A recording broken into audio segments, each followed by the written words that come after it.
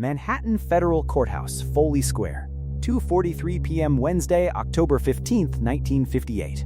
The mahogany benches creak under the weight of silence. 42 spectators, 19 reporters, 4 federal agents. 2 of Bumpy Johnson's lieutenants wearing identical charcoal suits, hands folded, faces carved from stone. The air tastes like floor wax, stale coffee, and the metallic tang of institutional power. Outside, autumn rain hammers the granite steps, turning Center Street into a river of brake lights and black umbrellas. Judge Clarence P. Whitmore sits elevated like a Roman emperor, his white hair combed back in perfect lines. 61 years old. Harvard Law, 1922. Appointed by Eisenhower himself after a career built on cleaning up black neighborhoods with maximum sentences. He has sent 23 men to federal prison for narcotics charges in the past 2 years, never lost sleep over a single one. Today, he believes he's about to write the final chapter in the Bumpy Johnson legend. Bumpy stands when his name is called. 6'1", 192 pounds, charcoal suit pressed sharp enough to cut glass, burgundy silk tie, Italian leather shoes polished to mirrors. He doesn't look like a man about to lose 2 decades of his life. He looks like a man attending a business meeting he scheduled himself. Judge Whitmore clears his throat. The courtroom goes silent. Even the rain seems to pause. Ellsworth Raymond Johnson, Whitmore begins, his voice dripping with institutional authority and barely concealed contempt. You have been found guilty on all counts of narcotics conspiracy. For 25 years, you have poisoned this city. You have corrupted law enforcement. You have turned decent neighborhoods into war zones. You are not a leader. You are a parasite who has fed off your own people. He pauses, savoring the moment, letting the insults spread like poison through the gallery. You walk into my courtroom with your head high, as though you own this city. You don't own anything, Johnson. After today, you're finished. It is the judgment of this court that you be remanded to federal custody for a period of 20 years. You will serve this sentence at a maximum security facility. You will be eligible for parole in 14 years, assuming good behavior, which I frankly doubt you're capable of. The reporters start scribbling. The federal agents exchange satisfied glances. The young prosecutor who built the case, Harold Davidson, actually smiles. He's 32 years old. This conviction will make his career. Judge Whitmore expects anger, maybe desperation, perhaps even tears. He's seen it all before, men who controlled entire neighborhoods reduced to begging. Instead, Bumpy Johnson smiles. Not a nervous smile, not a bitter smile, a genuine smile. The kind of smile a chess player gives when his opponent doesn't realize the board has already been won. 20 years, Bumpy repeats quietly, as if testing the weight of the words. He nods once, then looks directly at Judge Whitmore. Your Honor, before you strike that gavel, you might want to do me a small favor. The courtroom freezes. 2 bailiffs move closer, but Bumpy raises his hands. Cooperative, still calm. Check your bank account tonight. Chase Manhattan, 5th Avenue branch. The account under your wife's maiden name, Pemberton. Account number ending in 7429. Judge Whitmore's face goes from pink to white to crimson in 3 seconds. His hand grips the gavel so tightly his knuckles turn bone white. And Judge? Bumpy's voice remains conversational, almost gentle. Tell your wife Margaret I said the photographs from the Carlisle Hotel came out beautifully, especially the ones from last Tuesday. By the end of the week, a federal judge will watch his life disintegrate, line by line, account by account. His reputation, his marriage, his secrets, all exposed with surgical precision. And somewhere behind concrete and steel, a man serving 20 years will smile to himself, knowing the sentence went both ways. The story of how Judge Clarence P. Whitmore lost everything is a warning that history has tried to hide. If you enjoy these deep dives into the underworld, you can support the channel by buying me a coffee using the link in the description. Your support keeps these investigations alive. Now, let's go back to October 15, 1958. Clarence Prescott Whitmore inherited more than Connecticut Railroad money. He inherited a philosophy that rules flow downward like gravity, from men who write them to men who obey them. At Fairfield Academy, then Harvard Law class of 1922, he learned that justice was not about truth but about management, of property, of risk, of people who threatened the natural order. His family name appeared on donation boards and building plaques, ensuring his path was predetermined. By graduation, he understood the law as an instrument of control, not conscience. President Eisenhower's 1954 appointment came with explicit instructions. Clean up Harlem. The phrase carried civic polish, but Whitmore understood the economic reality. Developers needed buildings, banks needed mortgages, the city needed tax revenue. Harlem's black residents were obstacles dressed as neighbors, and federal narcotics laws gave him the weapon to remove them systematically. Every Thursday at 7, the Union Club on East 69th Street hosted Whitmore's Real Business. Gerald Hutchinson from Hutchinson Development spread blueprints across mahogany tables while Whitmore sipped 18-year scotch. The conversation was brutal in its casual racism.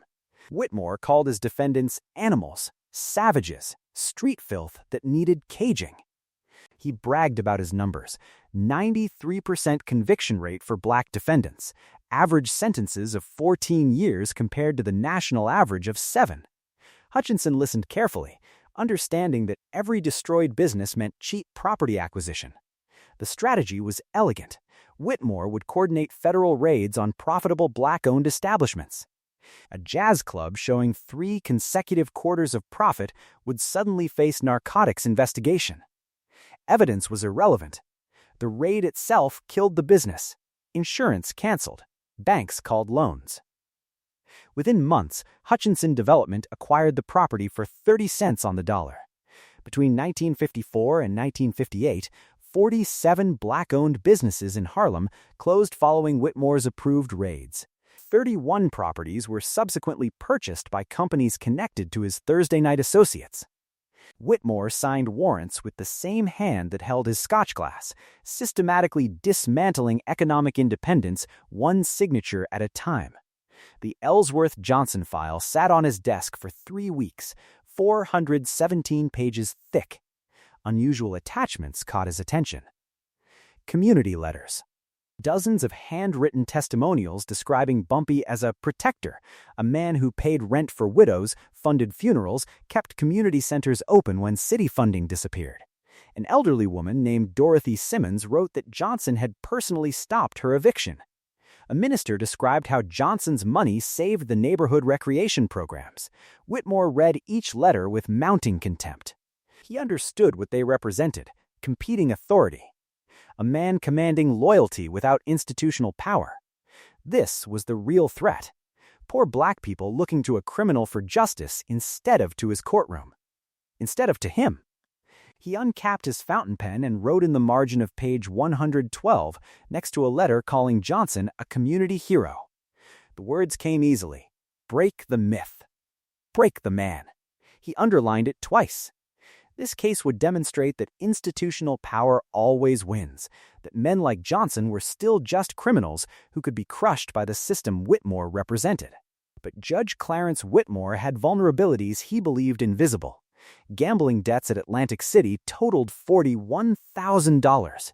The affair with his 23-year-old legal secretary required an apartment he couldn't explain on judicial salary. Offshore accounts in his wife's maiden name swelled with deposits coinciding suspiciously with major property acquisitions. He kept meticulous records of everything, believing documentation was prudent. He never considered it might be evidence. Thursday evening, October 9, 1958, Whitmore stood overlooking Central Park, pouring Macallan into crystal worth more than most Harlem families earned monthly. Tomorrow, he would sentence Bumpy Johnson to 20 years and destroy the myth protecting him. Across town, forensic accountant Mabel Carter opened a manila folder marked CPW, spread its contents across her desk, and whispered into the basement silence. "Judge, you made a mistake. You kept records. September 24, 1958, 3 weeks before the trial verdict. Bumpy Johnson stopped thinking like a defendant and started operating like an executioner. Not of bodies, but of reputations, accounts, and careers. The basement of a Lenox Avenue brownstone filled with 5 people who looked nothing like criminals. No muscle, no guns, no street reputation. Thomas Everett wore wire-rimmed glasses and had spent 19 years examining corporate tax returns for the Ayers before retirement. Patricia Delacroix operated a photography studio specializing in surveillance work that divorce attorneys paid premium rates to acquire. Jerome Banks had worked as a filing clerk for the FBI's New York field office until 1956, memorizing case structures and evidence protocols. Samuel Chen managed accounts for 3 Chinatown import businesses and understood how money disappeared across borders. At the head of the table sat Mabel Carter, known in quiet circles as Red Ink. She had spent 12 years at Pemberton and Associates, the white shoe accounting firm that managed financial arrangements for judges, politicians, and old money families who needed their wealth structured creatively. She possessed a photographic memory for numbers and an encyclopedic understanding of how wealthy men hid money from wives, tax collectors, and federal investigators. When Pemberton fired her in 1955 for being too curious about client irregularities, she took nothing except what lived in her mind. Account numbers, routing codes, shell company structures. The architecture of judicial corruption memorized down to the penny. She spread financial documents across the table like evidence in a murder trial. Whitmore's gambling addiction manifested in Atlantic City casino markers totaling $41,000, paid off in irregular cash deposits that exceeded his annual salary of $11,000. His wife Margaret shopped at Bergdorf Goodman and Saks Fifth Avenue, charging amounts that should have bankrupted a federal judge. The consulting fees appeared quarterly, deposited into Chase Manhattan account number 8477429, registered under Margaret's maiden name, Pemberton. The amounts correlated precisely with major Harlem property acquisitions by Hutchinson Development. $15,000 appeared 6 days after the Cotton Club raid. $22,000 arrived 2 weeks after the Paradise Theater closure. The pattern was systematic, documented, and absolutely criminal. Bumpy listened without interruption, his face revealing nothing. When Mabel finished, he spoke quietly, his words carrying the weight of strategy refined over decades. We don't fight this in court. We fight this in his bedroom, his bank account, and his reputation. The law is just another gang. And I'm a better boss. Courts operate on rules written by men like Whitmore. But money, marriage, and reputation follow older laws. Laws I understand better than any judge. The operation began with precision.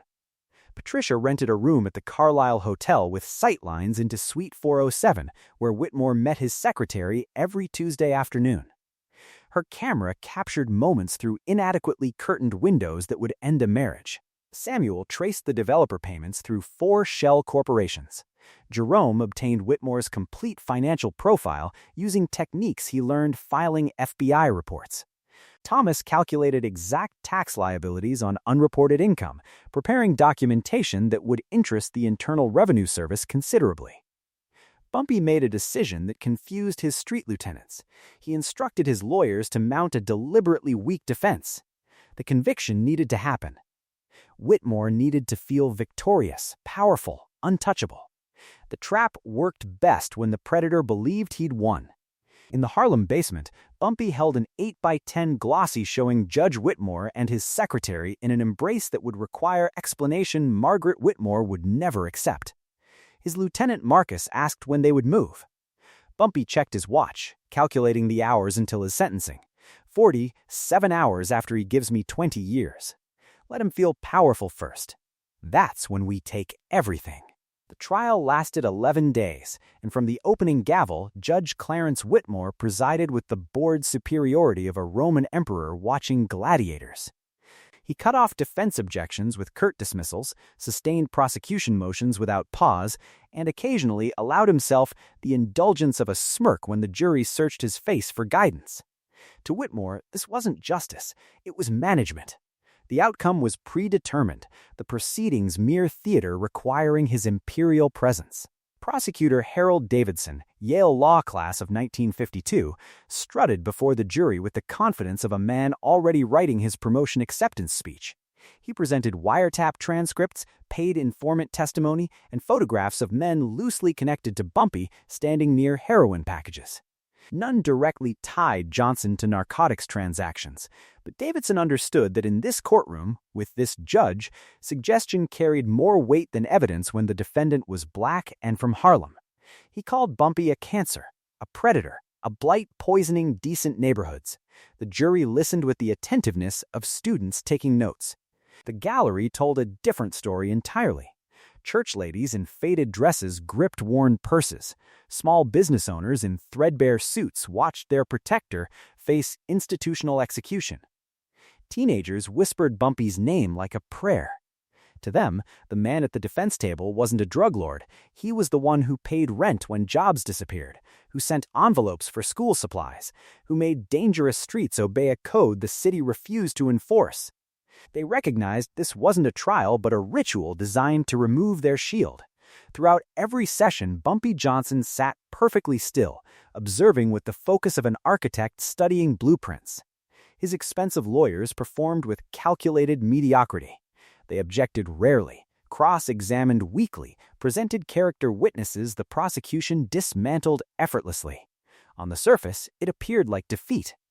Underneath, it was calculation. Every time Whitmore overruled the defense with visible irritation, Bumpy made small marks in his leather notebook. Every time Davidson referenced Harlem as a jungle requiring cleaning, another mark.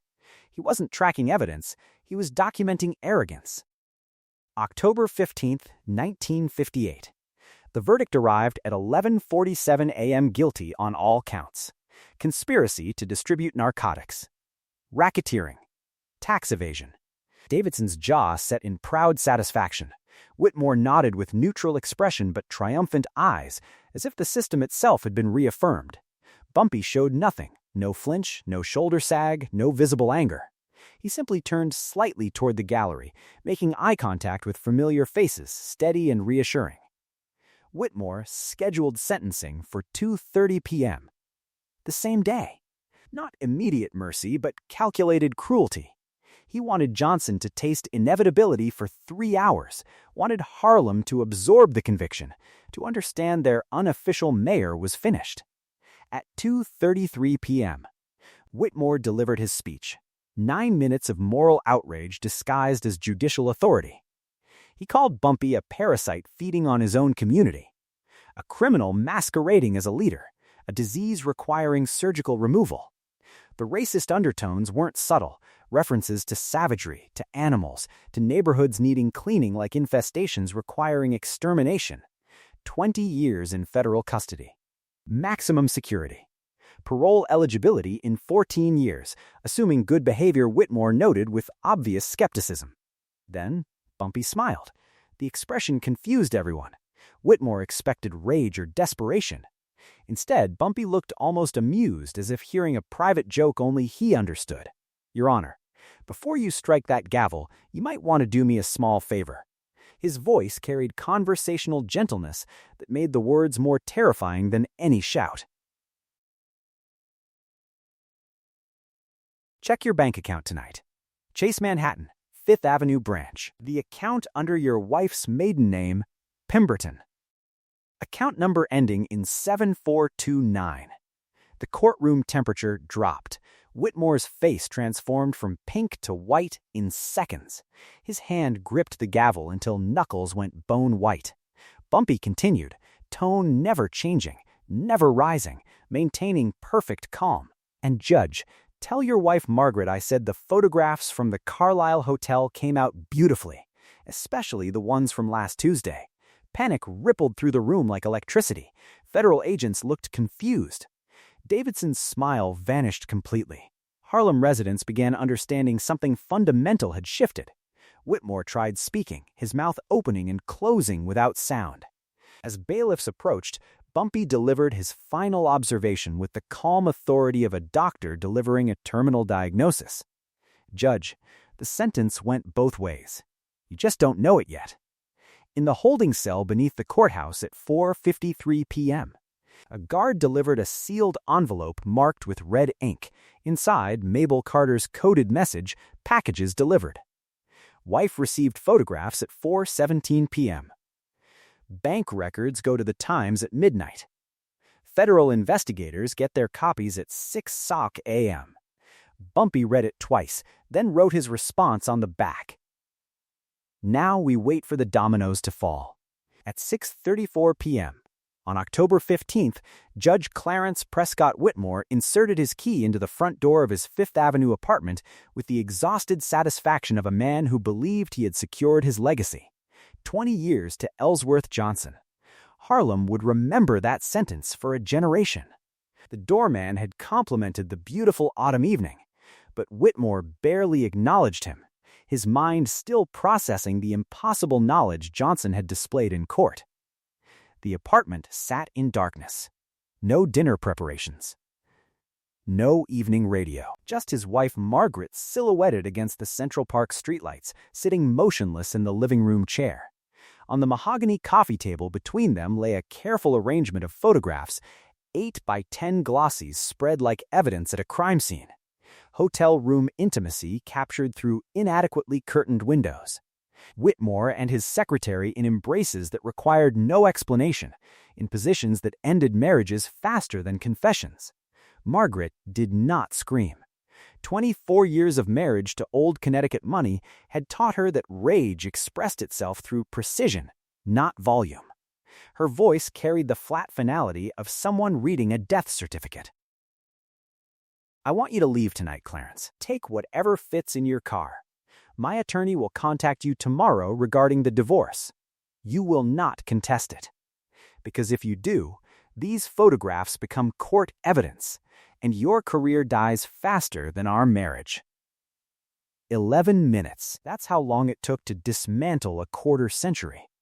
Whitmore attempted explanations twice, but Margaret simply stood and walked upstairs, her measured footsteps echoing like a funeral march. He left at 6:57 p.m., driving toward his chambers at the federal courthouse, the only sanctuary remaining. At his desk, hands trembling, he accessed the Chase Manhattan account using memorized codes. The balance appeared immediately, $57,312. Every deposit documented. Every payment from Hutchinson Development preserved in banking records. The money looked exactly like what it was, systematic bribes laundered through his wife's maiden name. Johnson knew everything. The trap revealed itself with suffocating clarity. If Whitmore reported the security breach, he would have to explain why a convicted criminal possessed his secret financial information. That admission would trigger investigations he could not survive. If he remained silent and someone else discovered the account, his silence became complicity. Johnson had engineered a situation where every option led to destruction.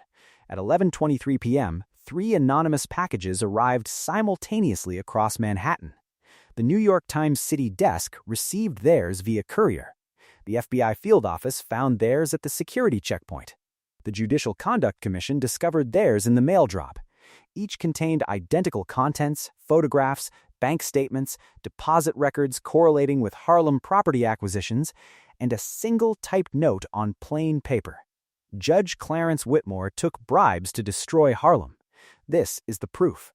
By midnight, Times reporter Vincent Calabrese was verifying account numbers with FBI contacts. By 2:00 a.m., federal agents sat in a secure conference room reviewing evidence that would end a judicial career. The documentation was pristine, dates cross-referenced, deposits verified, photographic evidence establishing the affair that explained offshore accounts. At 5:47 a.m., on October 16th, 4 FBI agents arrived at Whitmore's temporary apartment with a federal search warrant. They were polite but direct, men who had shared drinks with him at bar association dinners, now treating him like any other suspect. By 6:30 a.m., they were loading boxes of financial records into government vehicles. At 8:15 a.m., Whitmore sat in FBI interrogation room 3, sweat soaking his collar as agents methodically dismantled his denials. A court clerk entered hesitantly, holding a manila envelope marked "Only," from Alcatraz. Inside, a single note written in precise block letters on prison commissary paper. "Welcome to my world, Your Honor. The cage is smaller than you think. E.J." The FBI investigation moved with the mechanical precision of a meat grinder designed for institutional destruction. Within 72 hours, federal agents froze every account connected to Clarence Whitmore. Checking accounts, investment portfolios, offshore holdings, even joint assets containing Margaret's family inheritance.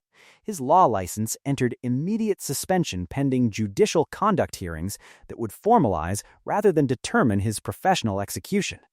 The New York State Bar Association scheduled emergency sessions while forensic accountants dissected 5 years of financial transactions with surgical thoroughness.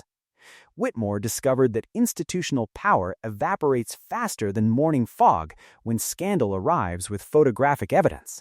Gerald Hutchinson from Hutchinson Development issued a corporate statement claiming zero knowledge of improper judicial relationships, effectively serving his Thursday night drinking partner as the sole architect of corruption. The Union Club on East 69th Street revoked his membership via certified letter citing moral turpitude clauses designed for exactly these circumstances.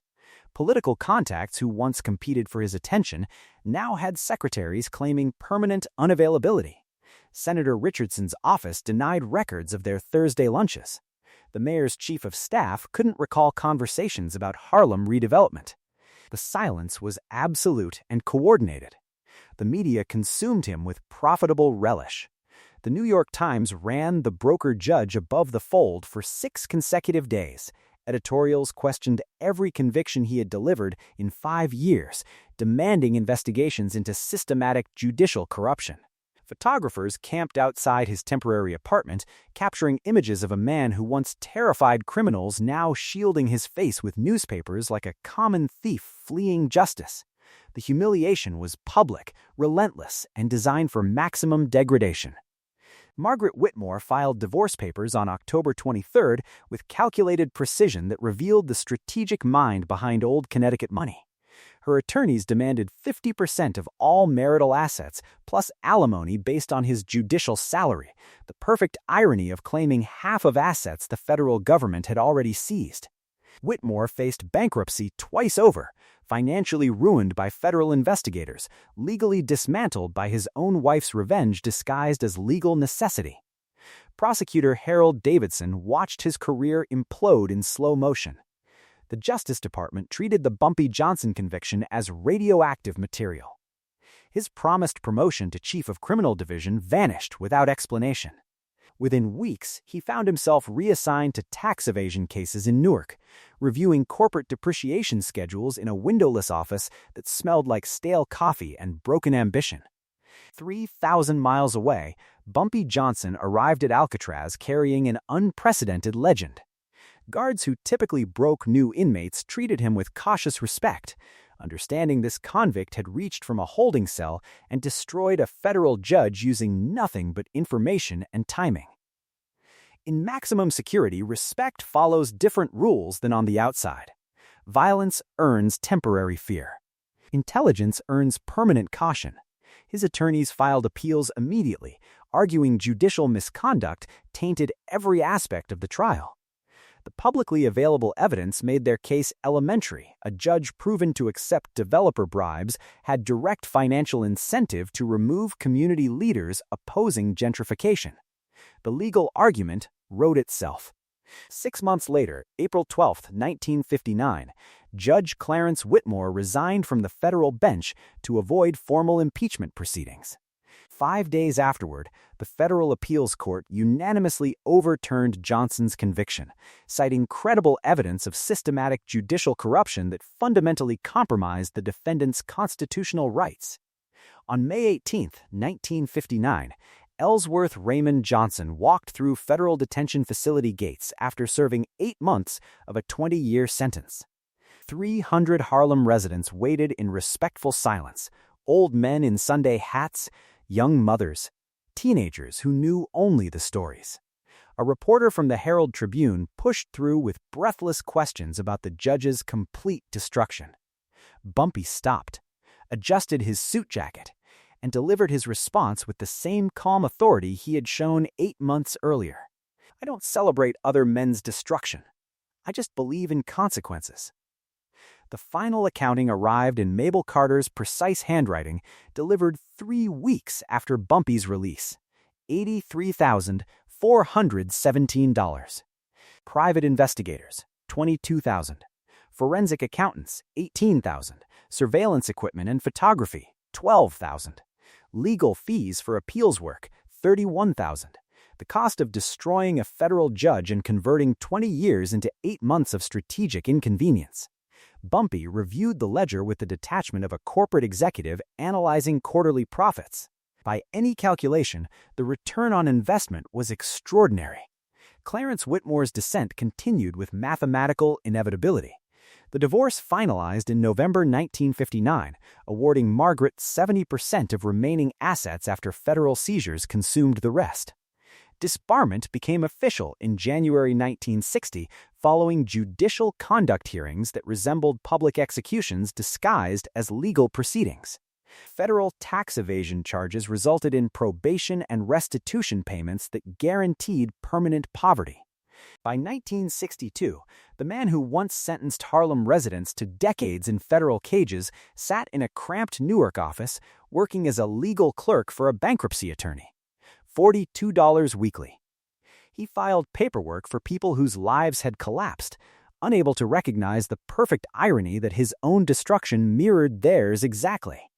Bumpy Johnson returned to Harlem not merely as a neighborhood boss, but as myth made flesh. The community understood violence, shootings, disappearances, territorial wars. But this was different. This was intellectual warfare conducted with surgical precision. He had beaten the federal government using its own weapons, documentation, surveillance, financial records.